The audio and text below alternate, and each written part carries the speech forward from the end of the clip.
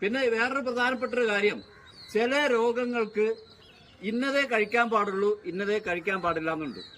പക്ഷേ ചില രോഗങ്ങൾക്ക് ഇന്നത് ഒഴിവാക്കാനും പറഞ്ഞിട്ടുണ്ട്. ചില രോഗങ്ങൾക്ക് കഴിക്കുവാനും ചില രോഗങ്ങൾക്ക് ഒഴിവാക്കാനും പറഞ്ഞിട്ടുണ്ട്. ഇപ്പൊ ഉദാഹരണം, യൂറിക് ആസിഡ് ഉള്ള ഒരാൾക്ക് ഡോക്ടർമാർ സാധാരണ പറയാറുണ്ട്, നിങ്ങൾ കോളിഫ്ലവറും കാബേജും ഒക്കെ ഒഴിവാക്കുക. അത് കാൽഷ്യം കണ്ടന്റ് കൂടുതലാണ്. അതുകൊണ്ട് നിങ്ങൾ ചെമ്മീന്, കൂന്തൽ ഇങ്ങനെയുള്ള മത്സ്യങ്ങളൊക്കെ നിങ്ങൾ കഴിവതും ഒഴിവാക്കുക. യൂറിക് ആസിഡിന്റെ കണ്ടന്റ് കൂടുതലാണ്. അപ്പം യൂറിക് ആസിഡ് കുറയ്ക്കാൻ വേണ്ടിയിട്ട് നമ്മൾ കാൽഷ്യം കണ്ടന്റ് ആയിട്ടുള്ള ഭക്ഷണങ്ങൾ ഒഴിവാക്കുന്നു. വേറൊരു ഡോക്ടറടുത്ത് പോയപ്പോ പറഞ്ഞ് എല്ലിന് പ്രശ്നങ്ങളുണ്ട്, ബലക്കുറവുണ്ട്, അപ്പൊ നിങ്ങൾ കാൽഷ്യം കണ്ടന്റ് ഉള്ള ഫുഡ് ധാരാളം കഴിക്കാൻ പറയുന്നു. അപ്പൊ ഇത് തമ്മിൽ എങ്ങനെ യോജിക്കും? അത് യോജിക്കണമെന്നുണ്ടെങ്കിൽ MEG7 എക്സസൈസിൽ സ്ഥിരമായിട്ട് വരിക.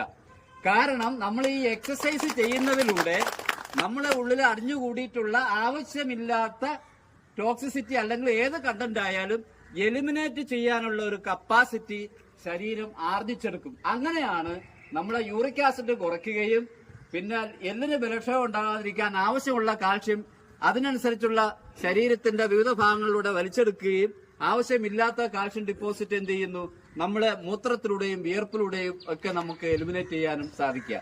അപ്പൊ നമ്മൾക്ക് കിട്ടിയ ഒരു തിരിച്ചറിവ് എന്ന് പറഞ്ഞു കഴിഞ്ഞാൽ, നമ്മുടെ ഈ പ്രഭാതത്തിൽ വരുന്ന ഈ MEG7 എക്സസൈസ് എന്ന് പറഞ്ഞ ഈ വ്യായാമ മുറ നമ്മുടെ ജീവിതത്തിൽ ഒരു ദൃഢമായിട്ടൊരു നിശ്ചയം എടുക്കുക. ഞാൻ ഒരിക്കലും ഞാൻ കാരണമായിട്ട്, ഏത് സാഹചര്യങ്ങളായാലും ഞാൻ കാരണമായിട്ട് എമർജൻസി സിറ്റുവേഷൻ അല്ലാതെ ഒരു കാരണവശാലും ഞാൻ ഈ MEG7 എക്സസൈസ് ഒഴിവാക്കൂല എന്നൊരു ദൃഢമായിട്ടൊരു തീരുമാനം വേണം. ഏത് കാര്യത്തിനും ആത്മാർത്ഥതയുള്ള തീരുമാനമാണ് അതിന് സക്സസ് ഉണ്ടാക്കുന്നത്. ഇപ്പൊ ഞാൻ പറഞ്ഞില്ലേ, ആ തൂവൽ സ്പർശത്തിന്റെ ഒരു ഫീലിംഗ് കിട്ടണമെന്നുണ്ടെങ്കിൽ നമ്മൾ ആത്മാർത്ഥമായിട്ട് കൈയുടെ 10 വിരലും പരസ്പരം നല്ലവണ്ണം ഉരതുമ്പോഴത്തേക്ക് ഉണ്ടാകുന്ന ഹീറ്റ് ഉണ്ടാവും, ചൂടുണ്ടാവും.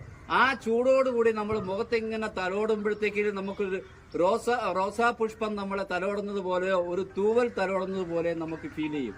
അതാണ് എനിക്ക് ഫീൽ ചെയ്തിട്ടുള്ളത്. എന്തായാലും അധികം ദീർഘിപ്പിക്കുന്നില്ല. ഈ സമയം വളരെ പ്രധാനപ്പെട്ടാണ്. എല്ലാവർക്കും അവരുടേതായ ജീവിത കാര്യങ്ങൾക്ക് വേണ്ടി പുറപ്പെടാനുള്ളതാണ്.